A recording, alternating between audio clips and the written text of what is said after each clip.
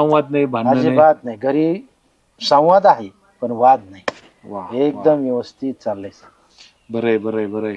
म्हणजे आता कोणाचे भांडणं सोडायला जायचे नाही, भांडणं करायला जायचं नाही, अजिबात. मिटवायला जायचे नाही, भांडणं लावायला बी जायचं नाही. काही नाही, काही नाही. आता देवाचं नाव घ्यायचं आणि एका जागेवर बसून चिंतन आणि करायचं. तुमच्या त्या गावात हिंडणाऱ्या मैत्रिणींचं काय?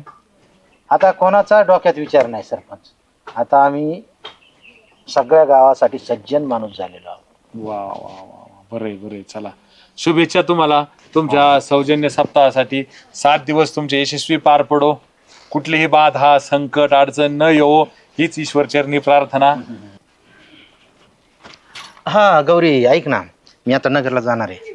तर मला काय म्हणायचं, तुला काय खायला आणू मी? म्हणजे बालुशाही आणू की गुलाबजामुन आणू की तुला ती डॉलर जिलेबी लय आवडती ती आणू? बाय बाय बाय बाय, अचानक एवढा बदल, एवढं गोड गोड, फार मुंग्या लागेपर्यंत गोड बोलायला लागले. काय झालंय असं? हा, जाताना 2 शिव्या, येताना 2 शिव्या, असं सत्कार करत होते तुम्ही, अचानक गोड बोलायला लागले. परिवर्तन, परिवर्तन हे जीवन आहे. म्हणजे मी ठरवलंय असं की मी आठवडाभर आहे ना आता सौजन्य सप्ताह पाळायचा आहे. कोणाला काही बोलायचं नाही, कोणाविषयी राग व्यक्त करायचा नाही, अगदी शांत राहायचं. असं का? अहो मग ते आठवडाभरच कशाला पाळता? चांगलं महिनाभर पाळा, वर्षभर पाळा, दशक पाळा, रोज पाळा, मला आनंदच आहे. नाही नाही, तुला आनंद आहे यातच मला फार आनंद आहे.